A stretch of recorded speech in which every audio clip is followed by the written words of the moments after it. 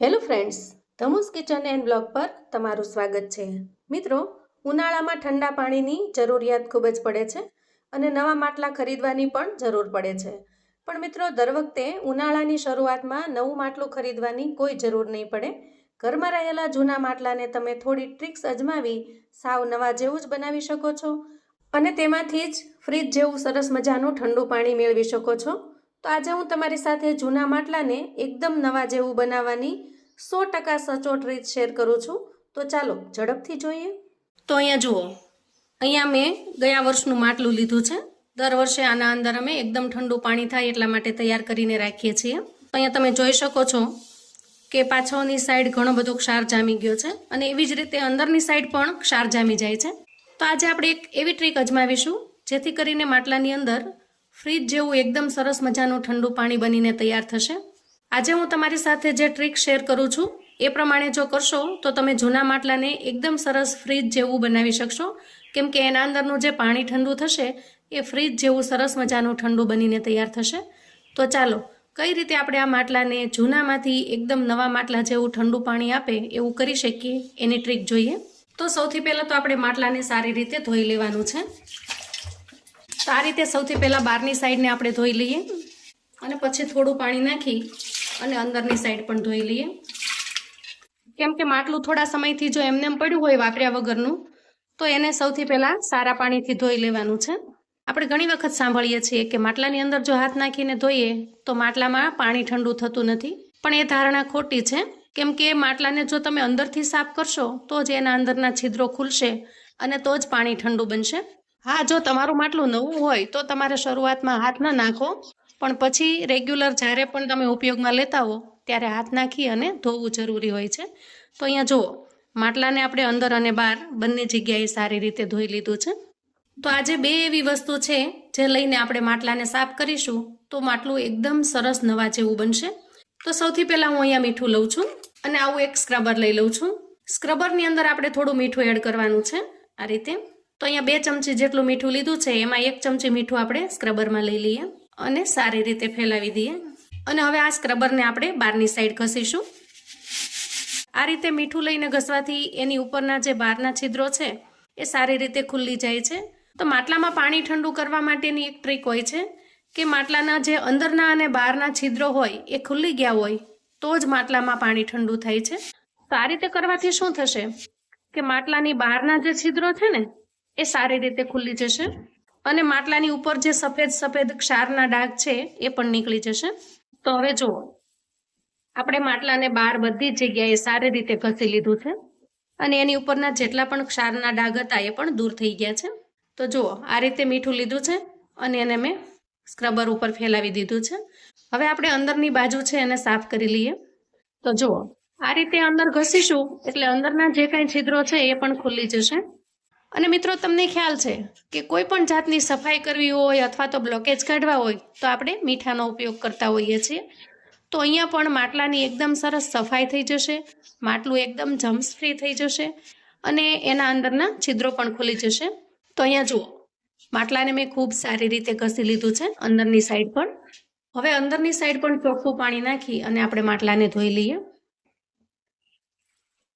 હવે જુઓ, અહીંયા મેં 2 ચમચી જેટલો ખાવાનો મીઠો સોડા લીધો છે.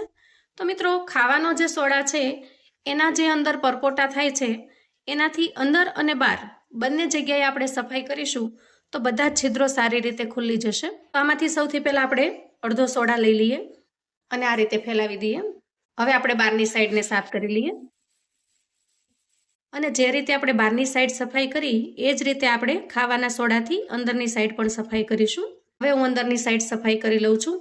તો ખાવાના સોડાને આપણે અંદરની સાઈડ પણ ઘસી લેવાનો છે. અંદરની સાઈડ પણ સફાઈ કરી લીધી છે. હવે આપણે માટલાને ગેંડીમાં રાખી અને સારી રીતે અંદર અને બહાર બંને સાઈડ સાફ કરી લેવાનું છે. તો આ રીતે એકદમ ઝાઝું પાણી લઈ અને અંદર બહાર સાફ કરી લેવાનું, જેથી કરીને મીઠાની ખારાશ હોય તો એ નીકળી જાય છે. હવે આપણે વાપરવાનું જે પાણી છે એનાથી થોડી વાર માટે પાણી ભરી અને મૂકી દઈએ. તો અડધો કલાક જેવું સાદું પાણી ભરી રાખવાનું છે અને પછી આપણે એમાં પીવાનું પાણી ભરીશું.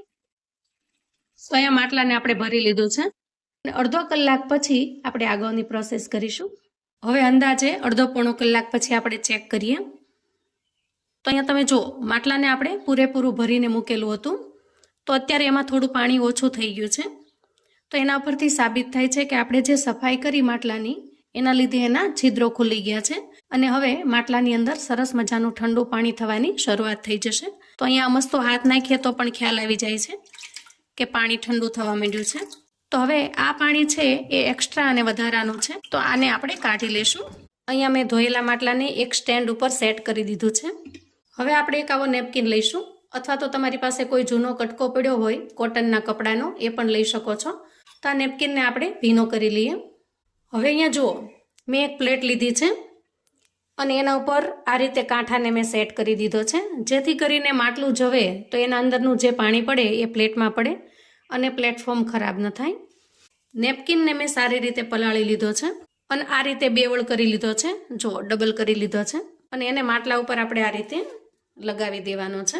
અહીંયા તમે કોઈ પિન લગાવી શકો છો અથવા તો અહીંયા તમે ટાંકો પણ લઈ શકો છો જેથી કરીને વારે વારે નીકળી ન જાય અને અમસ્તા ભીનું થશે કપડું એટલે નીકળશે નહીં, ચોંટેલું જ રહેશે.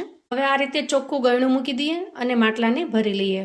તો આ રીતે મીઠું અને સોડાથી માટલાની સફાઈ કરવાથી માટલું એકદમ સરસ ઠંડુ પાણી આપતું થાય છે. તો આ ટ્રીક મિત્રો ચોક્કસ અજમાવા જેવી છે. આમાં કશું ખોટું નહીં, કોઈ બનાવટ નહીં. હું દર વર્ષે જે રીતે ગોળાને ભરું છું એ જ રીતે મેં તમારી સાથે શેર કરેલી છે. તો ખાસ બધા એવું કહેતા હોય છે કે નવું માટલું હોય તો જ પાણી ઠંડુ થાય છે, પણ ના મિત્રો, તમે જો આ ટ્રીક અજમાવશો તો તમારું જૂનું માટલું પણ નવા માટલા કરતાં અને ફ્રીજ કરતાં પણ સરસ ઠંડુ પાણી આપશે. અને ખાસ કરીને મિત્રો આજે તમને એક પ્રાર્થના કરું કે જે રીતે આપણને માણસોને ગરમીની અંદર ખૂબ જ તરસ લાગે છે અને પાણી માટે આપણે આકળા થઈ જઈએ છીએ, એવી જ રીતે પશુ પક્ષીઓને પણ ખૂબ જ તરસ લાગતી હોય છે. જો શક્ય હોય તો તમારા ઘરે એકાદું કુંડું રાખો જ્યાં પક્ષીઓ આરામથી પાણી પી શકે. તો આ રીતે એકાદું કામ કરીએ તો પુણ્યનું કામ પણ થશે અને આપણે પશુ પક્ષીઓને કંઈ ને કાંઈ ઉપયોગી પણ થઈ શકશું. તો અહીંયા જુઓ માટલું પણ ભરાઈ ગયું છે. તો અહીંયા માટલાનું જે માટીનું ઢાંકણ હતું એ મારાથી તૂટી ગયું છે એટલે હું અહીંયા સ્ટીલની પ્લેટ મૂકીને ચલાવું છું. તો આ માટલાને તમારે જ્યાં હવાની થોડી અવર જવર હોય ત્યાં રાખવાનું છે. તો અંદાજે 2 કલાક હું રહેવા દઉં છું અને પછી તમારી સાથે શેર કરું છું કે માટલાની અંદર કેટલું પાણી ઠંડુ થયું છે. અંદાજે 2-2.5 કલાક પછી આપણે ચેક કરી લઈએ. તો અહીંયા જુઓ પાણી એકદમ સરસ ઠંડુ થઈ ગયું છે. અહીંયા તમે જોઈ શકો છો એકદમ સરસ ઠંડુ પાણી થઈ જાય છે. એટલા માટે જ મેં અહીંયા કાચનો ગ્લાસ લીધો છે જેથી કરીને તમને ખ્યાલ આવે. માટલામાં પાણી ઠંડુ કરવાની આ એકદમ યુઝફુલ ટ્રિક્સ છે. તો મિત્રો આ રીતે અવનવું જાણવા માટે ચેનલ પર જો તમે નવા છો તો ચેનલને સબસ્ક્રાઈબ કરો. વિડીયો ગમે તો લાઈક અને શેર કરો. તમારા સગા સંબંધી મિત્રોને જૂના માટલાને સરસ મજાનું ઠંડુ પાણી આપે એવું બનાવવા માટેની આ ટ્રિક્સ છે એને ચોક્કસથી શેર કરજો. કોમેન્ટમાં મને ચોક્કસથી જણાવજો મિત્રો કે તમને આજની આ જૂના માટલામાંથી ઠંડુ પાણી કરવાની રીત કેવી લાગી છે. તો ફરી મળીએ એક નવી ટ્રિક્સ સાથે. ત્યાં સુધી આવજો મિત્રો.